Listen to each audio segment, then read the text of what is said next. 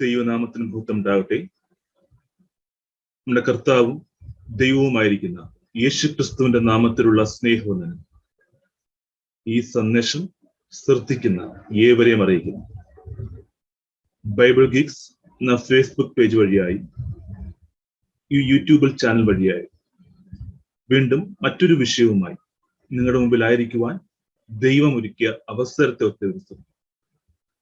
ഇന്ന് സംസാരിക്കുന്ന വിഷയം ബൈബിളിലെ സൃഷ്ടിക്ക് എതിരായിട്ട് ബൈബിളിൽ പറയുന്ന ദൈവ സൃഷ്ടിയെപ്പറ്റി. ആകാശം ഭൂമിയെ സൃഷ്ടിച്ചു, സൂര്യനെ ഉണ്ടാക്കുന്ന കാര്യം പറയുന്നു. ഇതിനൊക്കെ എതിരായിട്ട് ബൈബിൾ വിശ്വസിക്കാത്ത, ദൈവത്തെ അംഗീകരിക്കാത്ത, മറ്റൊരു രീതിയിൽ പറഞ്ഞാൽ ദൈവം ഉണ്ട് എന്ന് വിശ്വസിക്കുന്നവരെ പരിഹസിക്കുന്ന നിരീശ്വരവാദികൾ, യുക്തിവാദികൾ, മറ്റ് മതവിഭാഗങ്ങളിൽപ്പെട്ട ആൾക്കാരൊക്കെ ചോദിക്കുന്ന അനേക ചോദ്യങ്ങളുണ്ട്. അതിൽ ചില ചോദ്യങ്ങൾ സ്പെസിഫിക് ആയിട്ട് എടുത്തു പറയുകയാണെങ്കിൽ, ബൈബിളിലെ സൃഷ്ടി ചരിത്രം നമ്മൾ പഠിച്ചാൽ ഒരു 6000 വർഷത്തെ കാലക്കണക്ക് കാണാൻ സാധിക്കും. എന്നാൽ സൂര്യന്റെയും ഭൂമിയുടെയും കാലപ്പഴക്കം ശാസ്ത്രത്തിന്റെ പഠനപ്രകാരം കോടിക്കണക്കിന് വർഷങ്ങളാണ്. അപ്പോൾ ബൈബിളിൽ പറയുന്ന 6000 വർഷ ചരിത്രം ശാസ്ത്രവുമായിട്ട് യാതൊരു വിധത്തിലും യോജിക്കുന്നില്ല. അതുകൊണ്ട് തന്നെ ബൈബിൾ പറയുന്നത് തെറ്റാണ് എന്ന് പറയുകയും പ്രചരിപ്പിക്കുകയും പഠിപ്പിക്കുകയും അപ്രകാരം വാദിക്കുകയും ചെയ്യുന്ന ആളുകളുണ്ട്. അതിനുള്ള മറുപടി ഈ വീഡിയോയിൽ നിങ്ങൾക്ക് കേൾക്കാൻ സാധിക്കില്ല. 2, ഉൽപ്പത്തി പുസ്തകം 1-ാം അധ്യായത്തിൽ ദൈവം സൂര്യനെയും ചന്ദ്രനെയും ഉണ്ടാക്കുന്നതായിട്ട് കാണാൻ സാധിക്കും. 4-ാം ദിവസത്തിലാണ് ആ ഒരു പ്രക്രിയ നമുക്ക് കാണാൻ സാധിക്കും. എന്നാൽ 1-ാം ദിവസമേ വെളിച്ചമുള്ളതായിട്ടും ബൈബിൾ കാണാൻ സാധിക്കും. ഇതൊരു വൈരുദ്ധ്യമായിട്ട് നേരത്തെ പറയപ്പെട്ട കൂട്ടര് പറയുന്നൊരു വിഷയം. 3, ഞാൻ ബൈബിൾ ഗീക്സ് എന്ന പേരിൽ തന്നെ വീഡിയോ ചെയ്തിട്ടുണ്ട്. എങ്കിലും ഇതിനോട് ഈ ഒരു വിഷയത്തോട് ചേർന്ന് വരുന്നതായതുകൊണ്ട്, കയ്യീൻ ഭാര്യയെ എവിടുന്ന് കിട്ടി? ഈ 3 ചോദ്യങ്ങൾക്കുള്ള ഉത്തരമാണ് ഞാൻ വീഡിയോയിൽ കൊടുക്കാനായിട്ട് ആഗ്രഹിക്കുന്നത്. അപ്പം ആദ്യം നമുക്ക് വിഷയത്തിലേക്ക് കയറാം. ഭൂമിക്ക് 6000 വർഷ പഴക്കമാണോ ബൈബിൾ പറയുന്നത് എന്ന് ആദ്യം നിങ്ങൾ തിരിച്ചറിയണം. ഇവിടെ സംഭവിച്ച വിഷയം എന്താന്ന് വെച്ചാൽ, ഒരു ബാലരമ വായിക്കുന്നത് പോലെയോ അല്ലെങ്കിൽ ഏതെങ്കിലും പുസ്തകങ്ങൾ വായിക്കുന്ന രീതിയിൽ, കഥാപുസ്തകങ്ങൾ വായിക്കുന്ന രീതിയിൽ ബൈബിൾ വായിക്കാൻ ശ്രമിച്ചിട്ട് അതിൽ അടങ്ങിയിരിക്കുന്ന സത്യങ്ങൾ തിരിച്ചറിയാൻ പറ്റാതെ പോയതാണ് ഇവിടുത്തെ പ്രശ്നം. എങ്ങനെയാണ് വിശദീകരിക്കുക? നമ്മളിപ്പോൾ ഒരു ബാലരമ വായിക്കുകയാണെങ്കിൽ അതിലെ 1-ാമത്തെ പേജ് വായിച്ചു, അതിന്റെ തുടർച്ച 2-ാമത്തെ പേജിൽ കാണും, അതിന്റെ തുടർച്ച 3-ാമത്തെ പേജിൽ കാണും. ഒരുപക്ഷെ 4-ാമത്തെ 5-ാമത്തെ പേജിൽ ആ ഒരു സ്റ്റോറി അവസാനിക്കും, അല്ലെങ്കിൽ അതിന്റെ അടുത്ത ലക്കത്തിൽ തുടർന്നു പോകും. ഇങ്ങനെയാണ് പുസ്തകത്തിന്റെ ഘടന. ഇതേപോലെ ബൈബിൾ വായിക്കാൻ ഈ ബൈബിളിനെ പരിഹസിക്കുന്ന നിരീശ്വരവാദികൾ ശ്രമിച്ചതാണ്. എങ്ങനെയാണെന്ന് ഞാൻ പറഞ്ഞുതരാം. ഉൽപ്പത്തി പുസ്തകം 1-ാം അധ്യായം വായിക്കുന്നു. അപ്പൊ 1-ാം അധ്യായത്തിൽ 6 ദിവസ സൃഷ്ടി ചരിത്രം പറയുന്നു.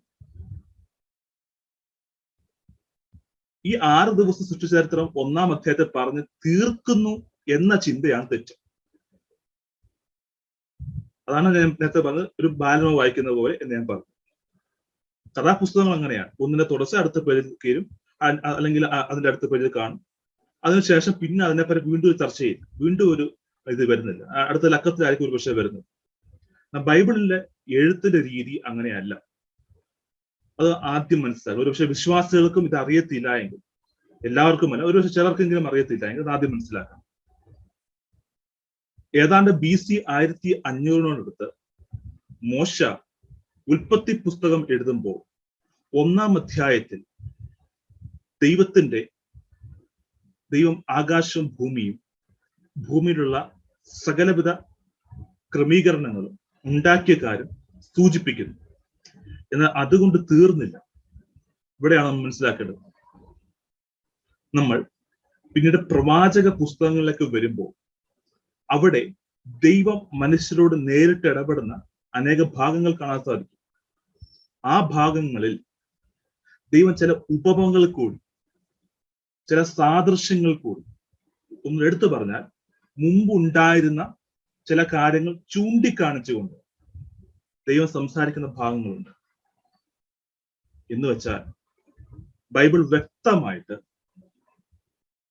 ആദാമിനും ഹവ്വയ്ക്കും മുമ്പ് ഒരു ലോകം ഉണ്ടായിരുന്നു, ഒരു ഭൂമി ഉണ്ടായിരുന്നു, ആ ഭൂമിയിൽ ലോകം ഉണ്ടായിരുന്നു വ്യക്തമായി പറയുന്നുണ്ട്. ഇത് നമുക്ക് ഉൽപ്പത്തി 1-ാം അധ്യായത്തിൽ കാണാൻ സാധിക്കുന്നില്ല എന്നത് യാഥാർത്ഥ്യം തന്നെയാണ്. അതാ ഞാൻ പറഞ്ഞത്, ഉൽപ്പത്തി 1-ാം അധ്യായം കൊണ്ട് തീരുന്നില്ല എന്ന് പറഞ്ഞത്. മറ്റു ഭാഗങ്ങളിലേക്ക് കടന്നു വരുമ്പോൾ അവിടെ ആ ലോകത്തിൽ ഉണ്ടായിരുന്ന കാര്യങ്ങൾ സൂചിപ്പിച്ചുകൊണ്ട് ദൈവം മനുഷ്യരോട് ഇടപെടുന്നുണ്ട്. അതുപോലെ ആകരുത് എന്ന രീതി. അപ്പൊ ആ ഭാഗങ്ങൾ എടുത്ത് പഠിച്ചാൽ മാത്രമേ ബൈബിൾ എന്താണ് സൃഷ്ടിയെക്കുറിച്ച് പറയുന്നത് മനസ്സിലാക്കാൻ പറ്റൂ. എന്നാൽ അല്പജ്ഞാനികളായ ചില ആളുകൾ ഉൽപ്പത്തി 1-ാം അധ്യായം മാത്രം വായിച്ചിട്ട് ഇതാണ് ബൈബിൾ സൃഷ്ടിയെ പറ്റി പറയുന്നത്, അതുകൊണ്ട് അത് ബൈബിൾ ശാസ്ത്രീയമായി തെറ്റാണ് എന്ന് പറയുന്ന ആളുകൾ ഒത്തിരിയുണ്ട്. ഇനി ചില വാക്യങ്ങൾ ചൂണ്ടിക്കാണിക്കുന്നു. ഞാൻ പറയാൻ വന്ന പോയിന്റ് ഒന്നുകൂടി ചുരുക്കി പറയാം. എല്ലാവരും മുഴുവൻ കേൾക്കാൻ താല്പര്യം കാണിക്കുന്നവരല്ല, പെട്ടെന്ന് പ്രതികരിക്കാൻ ഇഷ്ടപ്പെടുന്നവരാണ്. ചുരുക്കി പറയാം. ആദാമിനെ ദൈവം സൃഷ്ടിച്ച് ഭൂമിയിലാക്കിയിട്ട് ഏതാണ്ട് 6000 വർഷമേ ആവുന്നു. എന്നാൽ അതിനു മുമ്പ് ഭൂമിയുണ്ട്. ആ ഭൂമിയിൽ ഒരു ലോകമുണ്ടായിരുന്നു. പക്ഷെ ആ ഭൂമിയിൽ മനുഷ്യനില്ലായിരുന്നു. ആ ഭൂമിയിൽ ജീവികൾ ഉണ്ടായിരുന്നു. ആ ഭൂമിയിൽ ദൈവം മണ്ണുകൊണ്ട് സൃഷ്ടിച്ച് ജീവശ്വാസം മൂക്കിലൂതി ജീവനുള്ള ദേഹിയായി തീർന്ന മനുഷ്യനില്ലായിരുന്നു. എന്നാൽ ദൂതന്മാരുണ്ടായിരുന്നു, മറ്റ് ജീവികൾ ഉണ്ടായിരുന്നു, വൃക്ഷ സസ്യാദികൾ പലതും ഉണ്ടായിരുന്നു. അപ്പോൾ ആ ഭൂമിയും ഈ ഭൂമിയും വ്യത്യാസമില്ല. ആ ഭൂമിയെ ഒന്നുകൂടെ പുനഃക്രമീകരിച്ചതാണ് ഇന്ന് നമ്മൾ വസിക്കുന്ന ഭൂമി. എത്ര കോടിക്കണക്കിന് വർഷങ്ങളുടെ പഴക്കമുണ്ടെന്ന് നമുക്കറിയത്തില്ല. ബൈബിൾ ഇപ്രകാരം പറയുന്നു, ആദിയിൽ ദൈവം ആകാശം ഭൂമിയും സൃഷ്ടിച്ചു. ഇതിനെ ചിലർ തെറ്റിദ്ധരിച്ച് 1-ാം ദിവസം ആകാശം ഭൂമിയെ സൃഷ്ടിച്ചു എന്നാണ് പഠിക്കുന്നത്. അങ്ങനെയല്ല, ആദിയിലാണ് സൃഷ്ടിച്ചത്, 1-ാം ദിവസമല്ല. അപ്പോൾ ആദിയിൽ സൃഷ്ടിച്ച ആകാശം ഭൂമിക്ക് പിന്നെ എന്ത് സംഭവിച്ചു? അതിനെപ്പറ്റി ബൈബിൾ എന്ത് പറയും എന്ന് നോക്കിയാൽ ശാസ്ത്രം പറയുന്നത് പോലെ തന്നെ ഭൂമിക്കും നമ്മുടെ സൗരയൂഥത്തിനും ഗാലക്സിക്കും ഒക്കെ കോടിക്കണക്കിന് വർഷങ്ങൾ പഴക്കമുണ്ടായിരുന്നു എന്ന് മനസ്സിലാക്കാൻ സാധിക്കും. ഒരു വാക്യം നമ്മൾ യെശയ്യാ പ്രവചനത്തിലേക്ക് കടന്നു വരുമ്പോൾ അതിന്റെ 14-ാം അധ്യായത്തിൽ 12-ാം വാക്യത്തിൽ ഇങ്ങനെ എഴുതിയിരിക്കുന്നു, അരുണോദയ പുത്രനായ ശുക്ര, നീ എങ്ങനെ ആകാശത്തു നിന്ന് വീണു? ജാതികളെ താഴ്ത്തിക്കളഞ്ഞവനെ, നീ എങ്ങനെ വെട്ടേറ്റ് നിലത്ത് വീണു? ഞാൻ സ്വർഗത്തിൽ കയറി, എന്റെ സിംഹാസനം ദൈവത്തിന്റെ നക്ഷത്രങ്ങൾക്ക് മീതെ വെക്കും. ഉത്തരദിക്കിന്റെ അതിർത്തിയിൽ സമാഗമ പർവ്വതത്തിന്മേൽ ഞാൻ ഇരുന്നരുളും. ഞാൻ മേഘോന്നതങ്ങൾക്ക് മീതെ കയറും, ഞാൻ അത്യുന്നതനോട് സമനാകും എന്നല്ലോ നീ ഹൃദയത്തിൽ പറഞ്ഞത് എന്നൊക്കെ കാണാൻ സാധിക്കും. ഇവിടെ കാണാൻ സാധിക്കുന്ന കാര്യം എന്താണെന്ന് വെച്ചാൽ, നമുക്ക് വിശ്വാസികളായ ആളുകൾക്ക് നന്നായിട്ട് അറിയാം, എങ്കിലും നിരീശ്വരവാദികൾക്ക് കേൾക്കുമല്ലോ. എന്ന് ചുരുക്കി പറയാം, ലൂസിഫർ അഥവാ ദൈവത്തിന്റെ അടുക്കിൽ നിന്ന കെരൂബ്, മറയ്ക്കുന്ന കെരൂബ് എന്നൊക്കെ അറിയപ്പെടുന്ന ശ്രേഷ്ഠനായ കെരൂബ്, ദൈവത്തിന് ലഭിക്കേണ്ട ആരാധന ലഭിക്കണമെന്ന ആഗ്രഹത്തിൽ ദൈവത്തോട് മത്സരിച്ച് അവൻ നിലത്ത് തോൽപ്പിക്കപ്പെട്ട് വെട്ടേറ്റ്, ദൈവത്തോട് എതിർത്ത് വെട്ടേറ്റ് നിലത്ത് വീണ കാര്യമാണ് പറയുന്നത്. അപ്പൊ ഇവൻ എവിടെയായിരിക്കും വീണത്? ഇതെന്തായാലും 6000 വർഷ ചരിത്രത്തിൽ ബൈബിൾ പറയുന്നില്ല. അതിനു മുമ്പാണ് ബൈബിൾ ഈ കാര്യം പറയുന്നത്. വ്യക്തമാണ്, നമുക്ക് എല്ലാവർക്കും അറിയാവുന്ന കാര്യം. അല്ലാതെ ഏദൻ തോട്ടത്തിൽ ആദാമിനെയും ഹവ്വയെയും സൃഷ്ടിച്ച ശേഷം നടന്നൊരു സംഭവമല്ല. അതിനും വർഷങ്ങൾക്ക് മുമ്പ്, ഒരുപക്ഷെ കോടിക്കണക്കിന് വർഷങ്ങൾക്ക് മുമ്പ്, എത്ര പഴക്കമുണ്ട് നമുക്ക് അറിയത്തില്ല, നടന്നൊരു സംഭവമാണ്. അതിന്റെ ഇംഗ്ലീഷ് വേർഷൻ ഒന്ന് വായിച്ചു നോക്കാം. ന്യൂ ഇന്റർനാഷണൽ വേർഷനിലേക്ക് നമ്മൾ വരുമ്പോൾ ഇതേ അധ്യായം യെശയ്യാവ് 14:12, how you have fallen from heaven, morning star, son of the dawn, you have been cast down to the earth. ശ്രദ്ധിക്കണം, നിലത്ത് എന്ന് മലയാളത്തിൽ പറയുമ്പോൾ എർത്ത് എന്ന് ഇംഗ്ലീഷിൽ പറയും, ഭൂമി എന്ന് ഇംഗ്ലീഷിൽ പറയും. ഏത് ഭൂമി? ഇവിടെയാണ് നമ്മൾ പഠിക്കേണ്ടത്. നിലത്ത് എന്ന് മലയാളത്തിൽ പറയുമ്പോൾ എർത്ത് എന്ന് ഇംഗ്ലീഷിൽ പറഞ്ഞ ഏത് എർത്തിന്റെ കാര്യമേ പറയുന്നു? അങ്ങനെയാണെങ്കിൽ ഈ വാക്യം എന്താ കാണിക്കുന്നത്? ഉൽപ്പത്തി പുസ്തകം 1-ാം അധ്യായത്തിൽ പറയുന്ന സൃഷ്ടിക്ക് മുമ്പ് ഒരു ഭൂമി, ആ ഭൂമിയിൽ ഒരു ലോകം ഇവിടെ ഉണ്ടായിരുന്നു വ്യക്തമായി കാണിക്കുന്നു. ഇതൊരു വാക്യം മാത്രമല്ല, അനേക വാക്യങ്ങളുണ്ട്. അതാ ഞാൻ പറഞ്ഞത്, നമ്മളൊരു കഥാപുസ്തകം വായിക്കുന്നത് പോലെ ബൈബിൾ വായിച്ച ഉൽപ്പത്തി 1-ാം അധ്യായത്തിൽ സൃഷ്ടി ചരിത്രം തീർന്നു, അല്ലെങ്കിൽ 2-3 അധ്യായത്തിലേക്ക് വരുമ്പോൾ മനുഷ്യന്റെ കാര്യം കൂടെ പറഞ്ഞ് അതങ്ങ് തീർന്നു. ഇനി അതില്ല എന്ന ചിന്തയിൽ നമ്മൾ ബൈബിൾ വായിച്ചാൽ ഇങ്ങനെ ബൈബിൾ അടങ്ങിയ അനേക സത്യങ്ങൾ കാണാൻ പറ്റത്തില്ല. ബൈബിൾ ഒരു കഥാപുസ്തകമല്ല, അത് ദൈവത്തിന്റെ വചനമാണ്. ദൈവം ഇപ്പൊ യെശയ്യാ പ്രവാചകന് കൂടെ സംസാരിക്കുമ്പോൾ അന്ന് ഭൂമിയിൽ സംഭവിച്ച കാര്യം ചൂണ്ടിക്കാണിച്ച് ഒരു പ്രവചനം പറയുകയാണ് ഇവിടെ. അപ്പോൾ അന്നൊരു ഭൂമി ഉണ്ടായിരുന്നുവെന്നും ആ ഭൂമിയിൽ ഇങ്ങനെയൊക്കെ സംഭവിച്ചുമെന്നുമാണ് വ്യക്തമായി നമുക്കിവിടെ കാണാൻ സാധിക്കുന്നത്. മനസ്സിലാവുന്നു? അപ്പൊ ആ ഭൂമിക്ക് എത്ര കാലപ്പഴക്കമുണ്ടെന്ന് നമുക്ക് അറിയത്തില്ല. അതുകൊണ്ടാണ് ബൈബിൾ വ്യക്തമായി പറയുന്നത്, ആദിയിൽ ദൈവം ആകാശവും ഭൂമിയും സൃഷ്ടിച്ചു.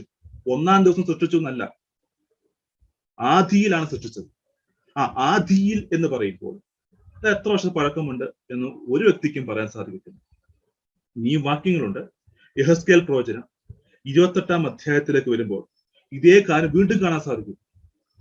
ഈ ദൈവത്തിന്റെ തോട്ടമായ ഏദനിലായിരുന്നു.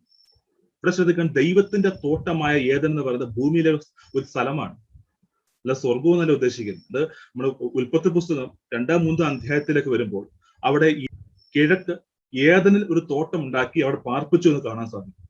അപ്പൊ ഏദൻ എന്ന് പറയുന്നത് ഭൂമിയിലെ സ്ഥലമാണ്. അതേ ഏദനിൽ തന്നെയായിരുന്നു ഈ ലൂസിഫർ ഉണ്ടായിരുന്നത്. അതിന്റെ 14-ാം വാക്യത്തില് യെഹെസ്കേൽ 28:14 നീ ചിറക് വിടർത്ത് മറയ്ക്കുന്ന കെരൂബാകുന്നു, ഞാൻ നിന്നെ വിശുദ്ധ ദേവപർവ്വതത്തിൽ ഇരുത്തിയിരുന്നു. അപ്പൊ ഇത് കഴിഞ്ഞ കാര്യമാണ്, നടന്ന സംഭവമല്ല, നടക്കാൻ പോകുന്ന സംഭവമല്ല, നടന്നുകൊണ്ടിരിക്കുന്ന സംഭവമല്ല, ഒരു കഴിഞ്ഞ കാര്യമേ പറയുന്നു. നീ അഗ്നിമയ രഥങ്ങളുടെ മധ്യെ സഞ്ചരിച്ചു പോകുന്നു, നിന്നെ സൃഷ്ടിച്ച നാൾ മുതൽ നിങ്ങൾ നീതികേട് കണ്ടത് വരെ. ശ്രദ്ധിക്കണം, നിന്നെ സൃഷ്ടിച്ച നാൾ മുതൽ. ഉൽപ്പത്തി 1-ാം അധ്യായത്തില് ദൂതന്മാരെ സൃഷ്ടിച്ച കാര്യമൊന്നും പറയുന്നില്ല. മനുഷ്യരെ സൃഷ്ടിച്ചു, മൃഗങ്ങളെ സൃഷ്ടിച്ചു, വൃക്ഷസസ്യാദികളൊക്കെ സൃഷ്ടിക്കുന്ന കാര്യം പറയുന്നുണ്ട്. പക്ഷെ ഇവിടെ പറഞ്ഞ് ശ്രദ്ധിക്കണം, ഒരു കെരൂബിനെ പറ്റിയാ പറയുന്നത്. അപ്പോൾ ഇങ്ങനൊരു സൃഷ്ടി നടന്ന കാര്യം ഉൽപ്പത്തി 1-ാം അധ്യായത്തിൽ പറയുന്നില്ല. അതുകൊണ്ട് അങ്ങനെ സൃഷ്ടി നടന്നില്ല എന്ന് പറയാൻ പറ്റുമോ ബൈബിൾ നോക്കിയാൽ? അതാണ് നമ്മൾ മനസ്സിലാക്കേണ്ടത്. അപ്പൊ ബൈബിളിലെ സൃഷ്ടി ചരിത്രം ആകെ മനസ്സിലാക്കാതെ ബൈബിൾ ശാസ്ത്രീയമായി തെറ്റാണെന്ന് ഏതെങ്കിലും അല്പജ്ഞാനികൾ പറയാൻ ശ്രമിച്ചാൽ ആ വ്യക്തിയുടെ അല്പജ്ഞാനത്തിന് എന്നേ പറയാൻ പറ്റും. അല്പജ്ഞാനി എന്ന് പറയുന്നത് വളരെ അർത്ഥമാക്കി തന്നെയാണ് പറയുന്നത്. കാരണം എന്ന് വെച്ചാൽ ലൂയി പാസ്റ്റർ, മൈക്രോബയോളജിയുടെ ഒക്കെ ഫാദർ എന്നറിയപ്പെടുന്നു, അദ്ദേഹം പറഞ്ഞൊരു ഭാഗം അതേപോലെ അല്ല എങ്കിലും അദ്ദേഹം പറഞ്ഞ ആശയം, ശാസ്ത്രം കുറച്ച് പഠിക്കുന്നവൻ അല്ലെങ്കിൽ കുറച്ച് ശാസ്ത്രം അറിയാവുന്നവൻ ദൈവം ഇല്ല എന്ന് പറയും, ദൈവത്തിന് അകന്നാകുന്നത്. കൂടുതലായിട്ട് അറിയാവുന്നവൻ ദൈവത്തോട് അടുത്തടുത്ത് വരും. അദ്ദേഹം മറ്റൊരു ഫോമിലാണ് പറഞ്ഞിരിക്കുന്നത്. നിങ്ങൾക്കത് ഒരുപക്ഷെ നിങ്ങൾക്ക് സ്ക്രീനിൽ കാണാൻ പറ്റും. ഓക്കെ, ഇപ്പൊ ഞാൻ പറഞ്ഞ വിഷയം, ഇപ്പോ ഭൂമിക്ക് 6000 വർഷം പഴക്കമേ ഉള്ളൂ അങ്ങനെ ബൈബിൾ പറയുന്നുണ്ടോ? അങ്ങനെ ബൈബിൾ പറയുന്നില്ല. ആദിയിലാണ് ആകാശ ഭൂമി സൃഷ്ടിച്ചു എന്ന് പറയുന്നത്. ഭൂമിക്കും മറ്റ് നക്ഷത്രങ്ങൾക്കെല്ലാം കോടിക്കണക്കിന് വർഷങ്ങളുടെ പഴക്കമുണ്ട്. ശാസ്ത്രം പറയുന്നത് തന്നെ ബൈബിളും പറയും. അതുകൊണ്ട് പിന്നെ ഭൂമിക്ക് 6000 വർഷം പഴക്കമേ ഉള്ളൂ, അതുകൊണ്ട് അത് ബൈബിൾ ശാസ്ത്രീയമായി തെറ്റാണ് എന്ന് പറയാൻ ഇനി നിങ്ങൾ ശ്രമിക്കരുത്. അങ്ങനെ പറയുന്നവരുണ്ടെങ്കിൽ, ഇത് കണ്ടിട്ടും അങ്ങനെ പറയാൻ നിങ്ങൾ താല്പര്യപ്പെടുന്നുവെങ്കിൽ അതിന് നിങ്ങൾ ശ്രമിക്കരുതെന്ന് താഴ്മയായി അപേക്ഷിക്കുന്നു. അടുത്തത് 4-ാം ദിവസം സൂര്യനെ ഉണ്ടാക്കിയ കാര്യം. നമുക്ക് ആ ഭാഗം ഒന്ന് നോക്കാം. ഉൽപ്പത്തി 1-ാം അധ്യായം 2-ാം വാക്യത്തില് 1-ാം വാക്യത്തിൽ നമുക്കറിയാം, ആദ്യം ദൈവം ആകാശം ഭൂമി സൃഷ്ടിച്ചു. 2-ാം വാക്യം, ഭൂമി പാഴായും ശൂന്യമായും ഇരുന്നു. അപ്പോൾ സൃഷ്ടിച്ച ഭൂമി പിന്നീട് പാഴായും ശൂന്യമായി മാറുകയായിരുന്നു. അത് ആ ഭൂമിക്ക് എന്താ സംഭവിച്ചത്? ആ ഭൂമി എങ്ങനെയാണ് പാഴും ശൂന്യവുമായി ആയത്? അപ്പൊ ആ പാഴും ശൂന്യവും ആകുന്നതിന് മുമ്പ് ആ ഭൂമിയിൽ എന്തൊക്കെ ഉണ്ടായിരുന്നു? ഇതൊന്നും ഇവിടെ പറയുന്നില്ല. ഇതൊക്കെ പറയുന്നത് പ്രവാചക പുസ്തകങ്ങൾ, നേരത്തെ വായിച്ച ഭാഗങ്ങൾ, അതുപോലെ മറ്റനേക പുസ്തകങ്ങളുണ്ട്, മറ്റനേക ഭാഗങ്ങളുണ്ട്. അതൊക്കെ ചേർത്ത് പഠിക്കുമ്പോൾ നമുക്ക് മനസ്സിലാകത്തുള്ളൂ. ചുരുക്കി പറഞ്ഞാൽ ദൈവം ആദിയിൽ ആകാശവും ഭൂമിയും സൃഷ്ടിച്ചു. ആ ഭൂമിയിൽ ആ സൗരയൂഥത്തിൽ ആ ഗാലക്സിയിൽ നക്ഷത്രങ്ങൾ, സൂര്യനും മറ്റെല്ലാ വിധത്തിലുള്ള ക്രമീകരണങ്ങളും ഉണ്ടായിരുന്നു. എന്നാൽ അതേ ഭൂമി ദൈവം ലൂസിഫറിന് കൊടുത്തിരുന്നു. ആ ഭൂമിയില് മനുഷ്യനൊഴികെ മറ്റു വിധത്തിലുള്ള മൃഗങ്ങൾ, സസ്യാദികൾ, വൃക്ഷങ്ങൾ, എല്ലാ വിധത്തിലുള്ള കാര്യങ്ങളും ഉണ്ടായിരുന്നു. അവ ഈ സാത്താൻ പാപം ചെയ്തപ്പോൾ, ദൈവം അവനെ വെട്ടി നിലത്തിട്ടപ്പോൾ, അവനെ തിരിച്ച് ഭൂമിയിലേക്ക് തന്നെ ഇട്ട സമയത്ത് ഭൂമി പാഴും ശൂന്യമായി മാറ്റപ്പെട്ടതാണ്, വെള്ളത്താൽ നിറയപ്പെട്ടതാണ്. ബൈബിൾ ഗീക്സ് എന്ന പേജിൽ നിങ്ങൾ വീഡിയോസ് സ്ക്രോൾ ചെയ്ത് നോക്കിയാൽ 2020 കണ്ടുപിടുത്തം ബൈബിൾ ശാസ്ത്രീയമായി തെളിയിക്കുന്ന എന്നൊരു വീഡിയോ നിങ്ങൾക്ക് കാണാൻ പറ്റും. എന്താണ് ആ കണ്ടുപിടുത്തം? ഭൂമി ഒരു കാലത്ത് വെള്ളത്താൽ മൂടപ്പെട്ടിരുന്നു എന്ന് 2020 ഒരു കണ്ടുപിടുത്തം പുറത്തു വരികയുണ്ടായി. ബൈബിൾ BC 1500 തന്നെ വ്യക്തമായി പറഞ്ഞിരിക്കുന്നു. ഭൂമി പാഴായും ശൂന്യമായി ഇരുന്നു, ആഴത്തിൻ മീതെ ഇരുളുണ്ടായിരുന്നു, ദൈവത്തിന്റെ ആത്മാവ് വെള്ളത്തിൻ മീതെ പരിവർത്തിച്ചുകൊണ്ടിരുന്നു. നിങ്ങൾക്ക് ആ വീഡിയോ കാണാൻ പറ്റും. അത് ബൈബിൾ ഗീക്സ് പേജിൽ അത് സ്ക്രോളിൽ നോക്കി വിശദാംശം വ്യക്തമായി കാണാൻ പറ്റും. ഇനി രണ്ടാമത്തെ ചോദ്യത്തിലൊക്കെ ഞാൻ വന്നത്, ആ ചോദ്യത്തിൽ പ്രവേശിച്ചില്ല. ഒന്നാം ദിവസത്തെ വെളിച്ചം. ഓക്കെ, അപ്പോൾ ഉൽപ്പത്തി 1-ാം അധ്യായം വായിക്കുമ്പോൾ 4-ാം ദിവസത്തിലാണ് സൂര്യനെ ചന്ദ്രനെയൊക്കെ കാണാൻ സാധിക്കുന്നത്. എന്നാൽ 1-ാം ദിവസം വെളിച്ചമുണ്ട്. 1:3 വെളിച്ചം ഉണ്ടാകട്ടെ എന്ന് ദൈവം കൽപ്പിച്ചു, വെളിച്ചമുണ്ടായി. വെളിച്ചം നല്ലതെന്ന് ദൈവം കണ്ടു. ദൈവം വെളിച്ചവും ഇരുളും തമ്മിൽ വേർപിരിച്ചു. ദൈവം വെളിച്ചത്തിന് പകലെന്നും ഇരുളിന് രാത്രി എന്നും പേരിട്ടു. സന്ധ്യയായി ഉഷസ്സുമായി 1-ാം ദിവസം. അപ്പോൾ 1-ാം ദിവസത്തിലാണ് ദൈവം വെളിച്ചത്തെ ഇരുളിനെ വേർപിരിച്ചത്. അവിടെ ഒരു കാര്യം എടുത്തു, അത് സന്ധ്യയായി ഉഷസ്സുമായി. അപ്പൊ ഈ സന്ധ്യയും ഉഷസ്സും ആവണമെങ്കിൽ നമ്മൾ എങ്ങനെയാ സന്ധ്യ ഉഷസ്സുമായെന്ന് പറയുന്നത്? സൂര്യന്റെ അസ്തമയത്തോട് ബന്ധപ്പെടുത്തിയാണ്. അല്ലെങ്കിൽ സന്ധ്യയായി ഉഷസ്സുമായി എന്ന് പറയേണ്ട ആവശ്യമില്ല. സമയത്തിന്റെ ക്രമീകരണം മാത്രം പറഞ്ഞാൽ മതിയായിരുന്നു. അപ്പൊ സന്ധ്യയായി ഉഷസ്സുമായി പറയണമെങ്കിൽ എന്താ അർത്ഥമാക്കുന്നത്? ആ സമയത്ത് സൂര്യൻ ഉണ്ടായിരുന്നു തന്നെയാണ്. അങ്ങനെയാണെങ്കിൽ എന്താ 4-ാം ദിവസം എന്താ സംഭവിച്ചത്? എന്താ? നമുക്ക് ആ ഭാഗം നോക്കാം. 15-ാം വാക്യത്തില് 14, 15, 16 വാക്യം. പകലും രാവും തമ്മിൽ വേർപിരിവാൻ ആകാശവിധാനത്തിൽ വെളിച്ചങ്ങൾ ഉണ്ടാകട്ടെ. അവ അടയാളങ്ങളായി കാലം, ദിവസം, സംവത്സരം എന്നിവ തിരിച്ചറിവാനായി ഉതകട്ടെ. ഭൂമിയെ പ്രകാശിപ്പിക്കാൻ ആകാശവിധാനത്തിൽ അവ വെളിച്ചങ്ങളായിരിക്കട്ടെ എന്ന് ദൈവം കൽപ്പിച്ചു. അങ്ങനെ സംഭവിച്ചു. പകൽ വാഴേണ്ടതിന് വലിപ്പമേറിയ വെളിച്ചവും രാത്രി വാഴേണ്ടതിന് വലിപ്പം കുറഞ്ഞ വെളിച്ചവുമായി 2 വലിയ വെളിച്ചങ്ങളെ ദൈവം ഉണ്ടാക്കി, നക്ഷത്രങ്ങളെയും ഉണ്ടാക്കി. ഭൂമിയെ പ്രകാശിപ്പിക്കാനും പകലും രാത്രിയും വാഴുവാനും വെളിച്ചത്തെയും ഇരുളിനെയും വേർപിരിപ്പാനും തമ്മിൽ വേർപിരിപ്പാനും ദൈവം അവയെ ആകാശവിധാനത്തിൽ നിർത്തി. നല്ലത് എന്ന് ദൈവം കണ്ടു. സന്ധ്യയായി ഉഷസ്സുമായി 4-ാം ദിവസം. അപ്പോൾ ഇവിടെ ഉണ്ടാക്കി എന്നൊരു പദം നമുക്ക് കാണാൻ സാധിക്കും.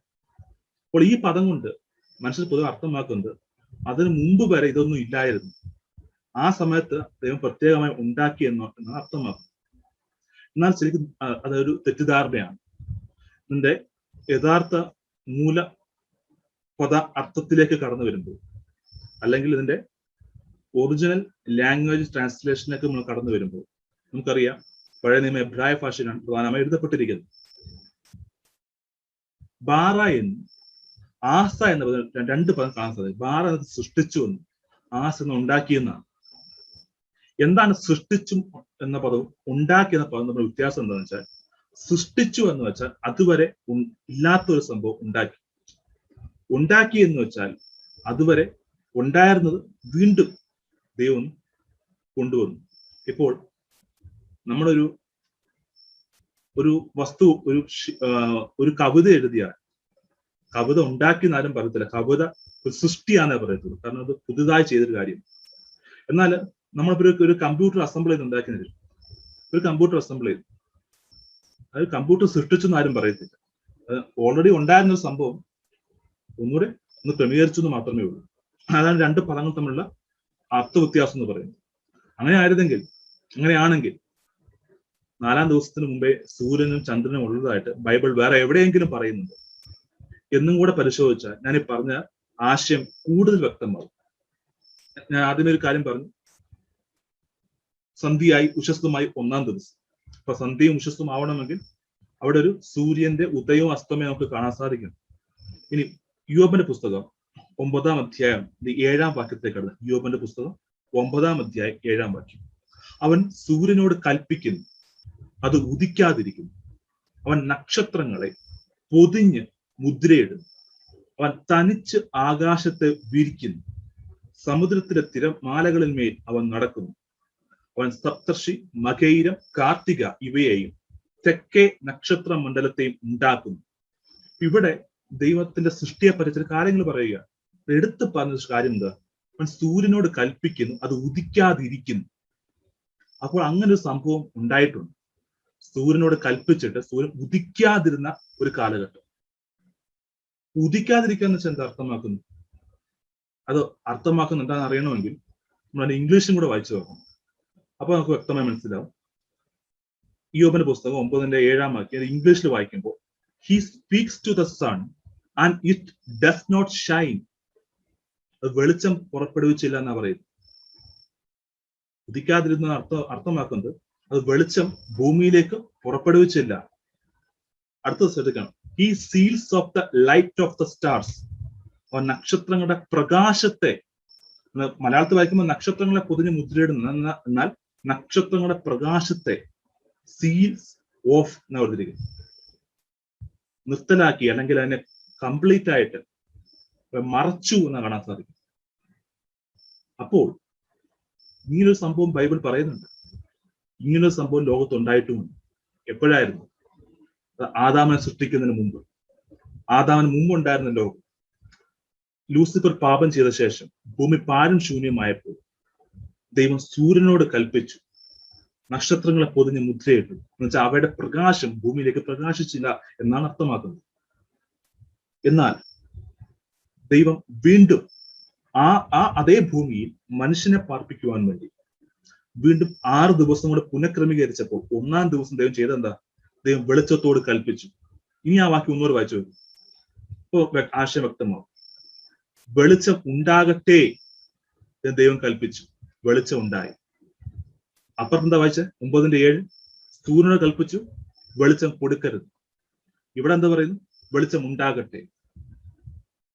ഇതിനോട് ചേർത്ത് വായിക്കുമ്പോൾ നമുക്ക് മനസ്സിലാക്കാൻ പറ്റുന്ന കാര്യം, ആദിമ ഭൂമിയിൽ അല്ലെങ്കിൽ ആദിയിൽ ദൈവം ആകാശം ഭൂമി സൃഷ്ടിച്ചപ്പോൾ അതിനോടൊപ്പം തന്നെ എന്തൊക്കെയുണ്ട്?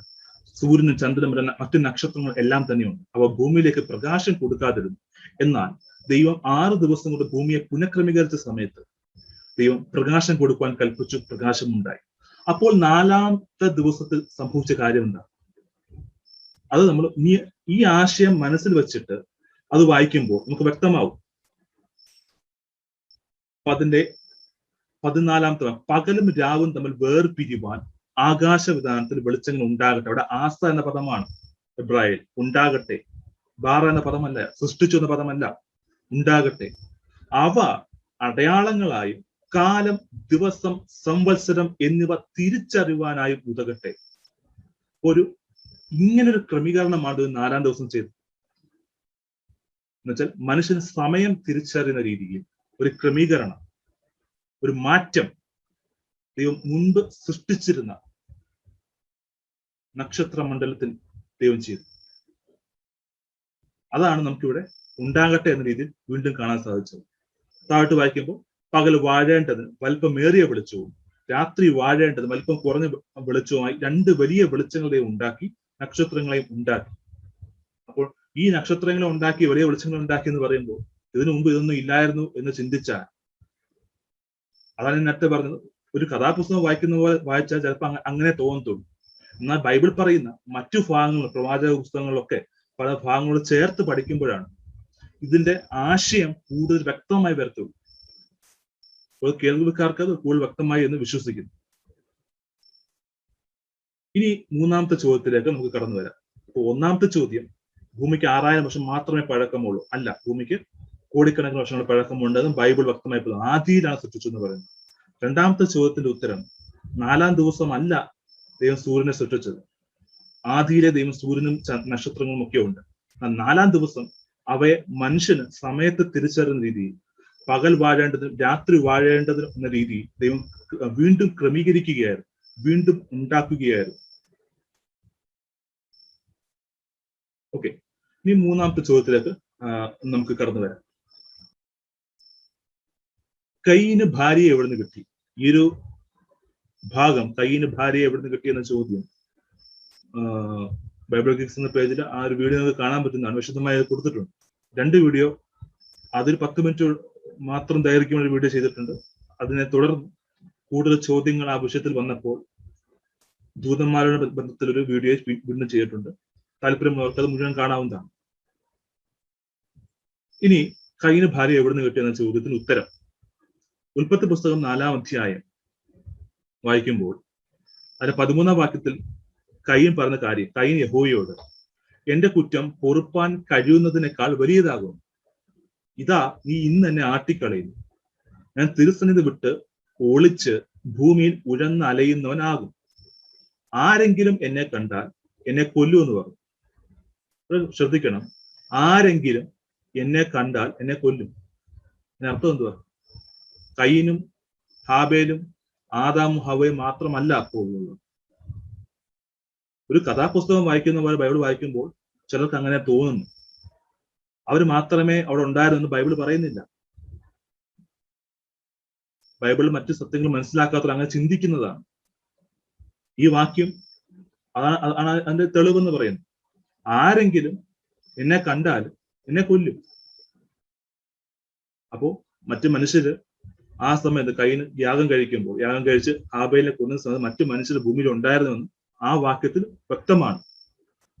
ഇനി അതിന്റെ അടുത്ത വാക്യത്തിൽ പറയുന്നു, യഹോവ അവനോട്, അതുകൊണ്ട് ആരെങ്കിലും കയ്യിനെ കൊന്നാൽ അവന് 7 ഇരട്ടി പകരം കിട്ടുമെന്ന് അരുളി ചെയ്തു.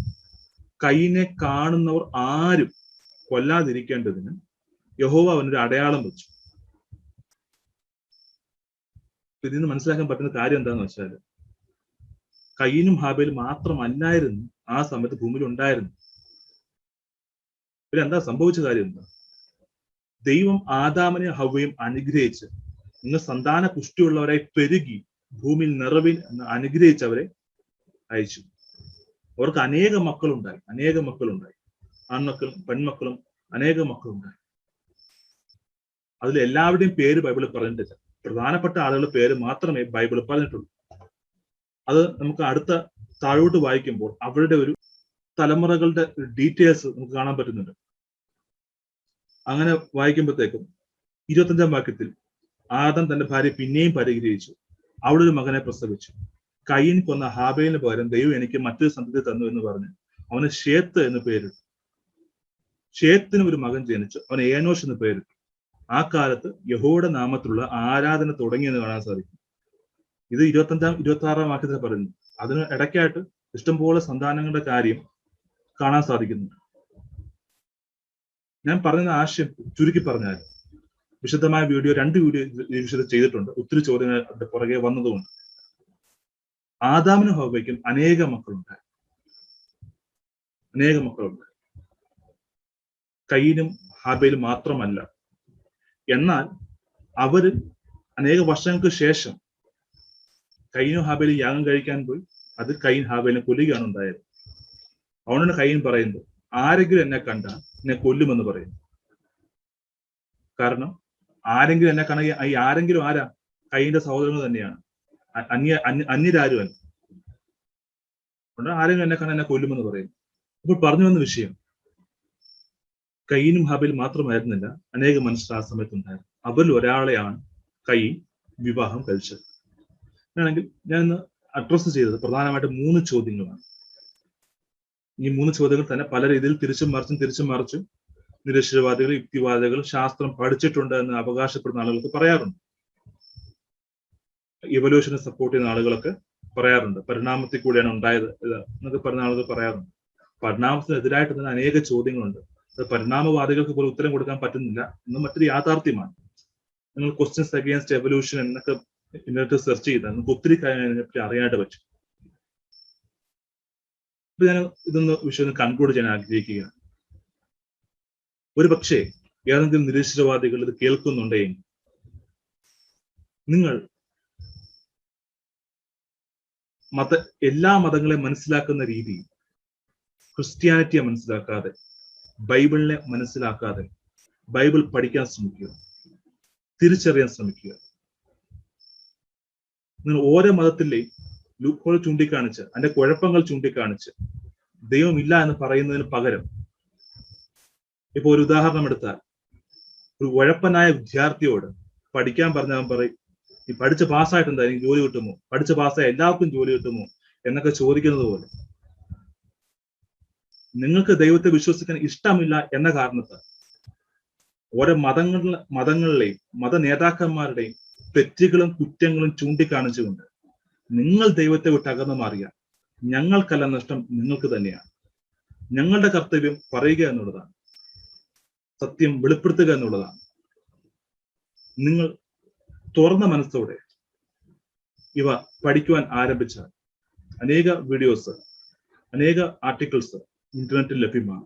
The case for the Christ എന്നൊരു ഫിലിം ഇടയ്ക്ക് കണ്ടിട്ടുണ്ട്. ഒരു നിരീശ്വരവാദി